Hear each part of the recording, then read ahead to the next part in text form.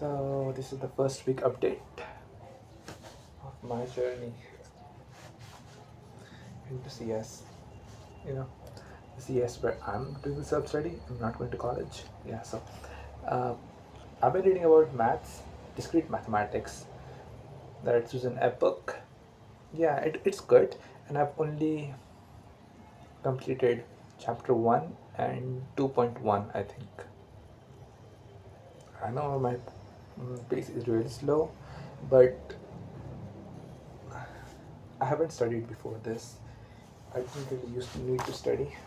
I used to just be able to float along and pass the class, but now I do need to study.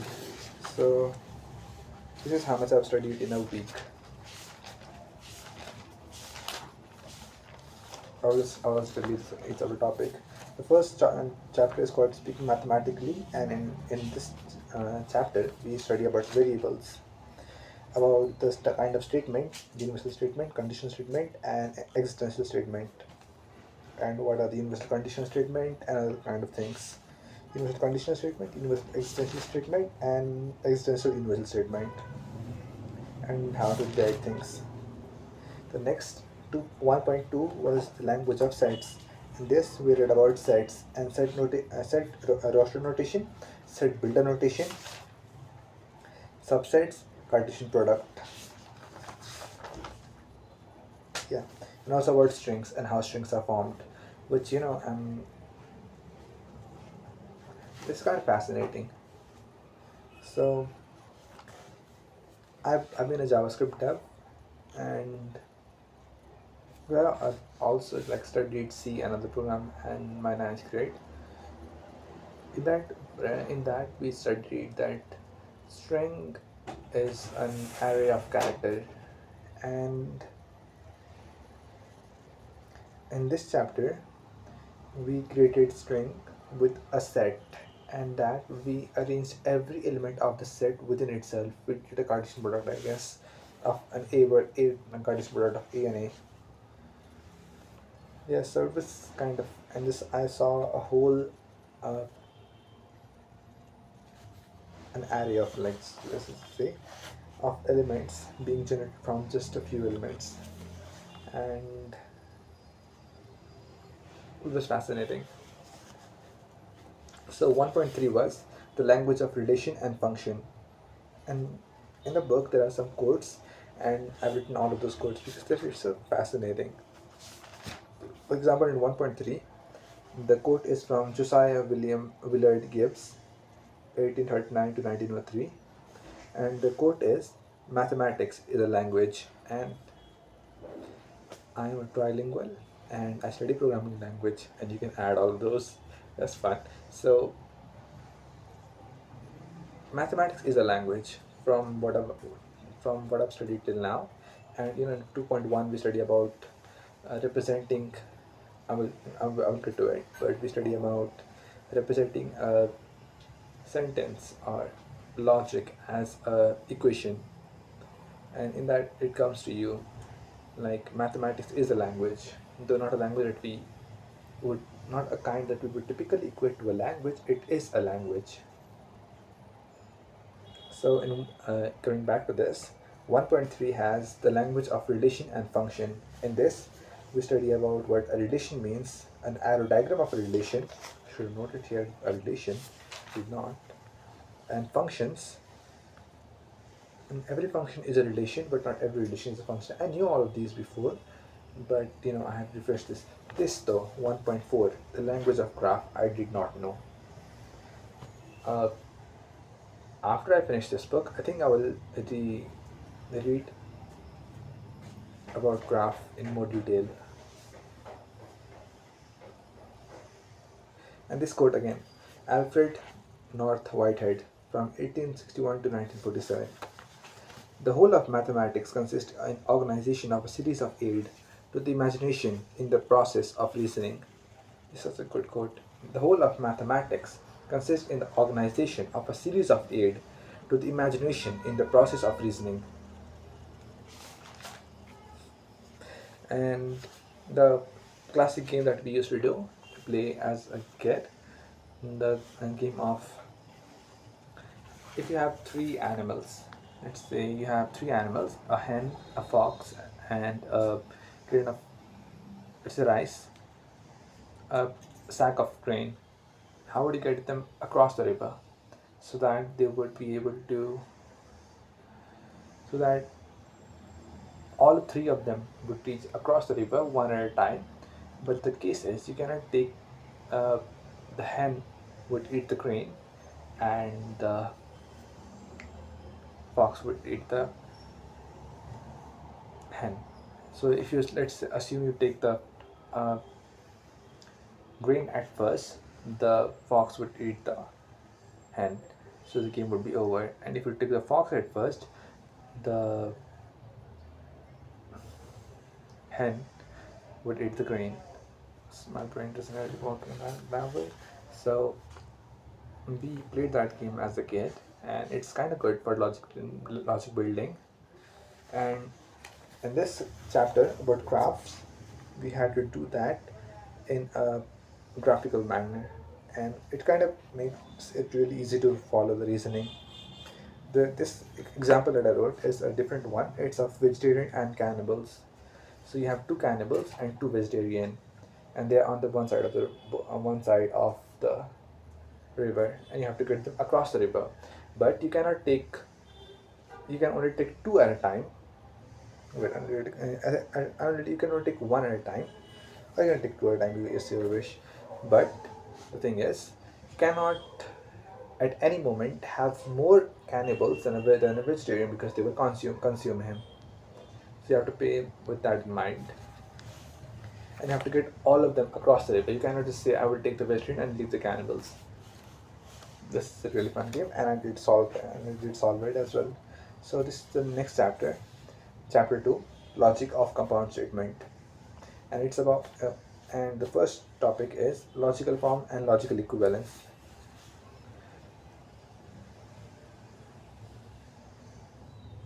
See, there is another quote by Immanuel Kant, uh, uh, 1785. Logic is a science of necessary law of thought, without which no employment of understanding and reason takes place. Such a nice quote. So in this chapter, we study about arguments and about how arguments are formed and other things, and we learn to translate an argument into a sequence of variables, I guess. And the statement, what a statement is and how can you form statement, and we learn to perform operation with statement like and or not, and we learn about exclusive or, exclusive not, we learn about truth values, truth tables. These are really fun. And there's also a term about logical equivalence. How are two terms logically equivalent? This is really fun. And there's also about De Morgan's law. I think I wrote a lot of laws here. Yeah, commutative law, associative law, distributive law, identity law, negation law, double negative law, idempotent law, universal bound law, De Morgan's law, absorption law, negation of TNC law, negation of TNC. So yeah, and what are tautology and contradiction? A tautology is a statement that is always true. For example, if I try to AND a P and a negation of P, that would always result in a, wait, an AND would always result in a false. Yeah, so that would be a contradiction. A tautology would be a OR of P and a negation of P. Yeah, that's, I never, see, here's the thing. I read about most of these things beforehand in my years leading up to this. I read about a lot of these things, these topics. I did not read about graph, but other than that, I had read about all of these. I had read about logical statement, about logical gates, and or not. This is basically what this thing is about. But there's another thing here: tautology and contradiction, and that is something that I had never learned. So even among the things that I already know, my knowledge is expanding. Just good. And I wrote here a note here. Logic is confusing to me. Learn it separately, because it's another topic that I have to learn later on.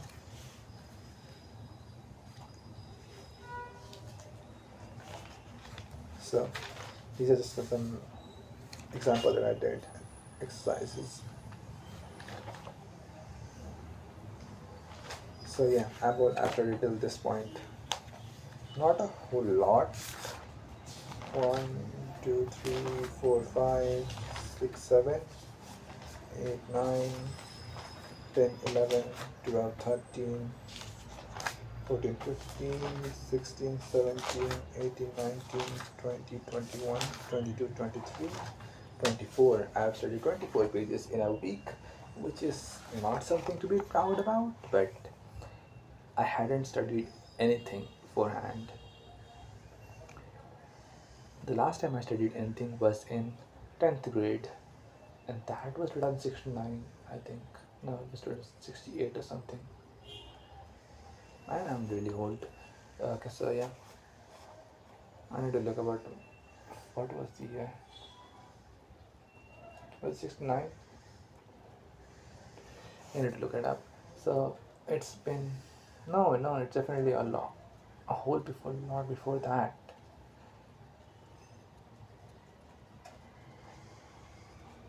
Was it 79 or 75? I think it was 75. I think it was 75. I want to check it up, but I'm fairly sure it's 75 or something in our ball range. Yeah, 2075 Nepali calendar. So yeah, I haven't studied anything since then, and because marks came easy to me, I did not have to study for them, and I just floated by, and I don't want to do that anymore. So I'm studying. So what now? Last week I gave it all for mathematics. Next week though, I want to change it a bit. I want to study C. So I'm planning of learning C in a viable manner for the next week. And once I do so, I will come back to mathematics and try to finish the book, because I would know some basic of C and I would be able to work on it. My idea is for me to learn C for 3 months. I think, yeah, for 3 months, and then I would shift to C++ because that is my goal. I want to learn C++. I want to create games. I want to create a lot of awesome things that I'm not able to with JavaScript. I might be able to, but the public perception is kind of shaping my mind, and JavaScript bad is not really allowing me to learn a lot deeper as I want. And there's also some truth, because when I'm working with my coworker, I like to create my own things. I like to work on my own ideas. Like, for example, there's a function and I would try to create it myself. My coworker would not, and he would make fun of me because I'm not doing ChatGPT or importing a package, which is viable, which is a thing that you should do if the thing is complex, but it is not. It's just some basic function. It just reduces a string by some parameters. I don't need to do ChatGPT for that, or import a package. Like there's so my coworker imported. Yeah, I don't want to call anyone out. So yeah, that's that. Uh, that is why I'm trying to learn C++ because I want to be able to create my own things. That is what I like to do in programming. Some people go into coding for the money. Well, I'm in for money as well, but but I will like to be able to create things. So that's what I'm going to do. So thank you. And so the next week I'll be doing C, and then I will come back to maths and I will study maths. And after 3 months, I will go to C++. So peace. Yeah.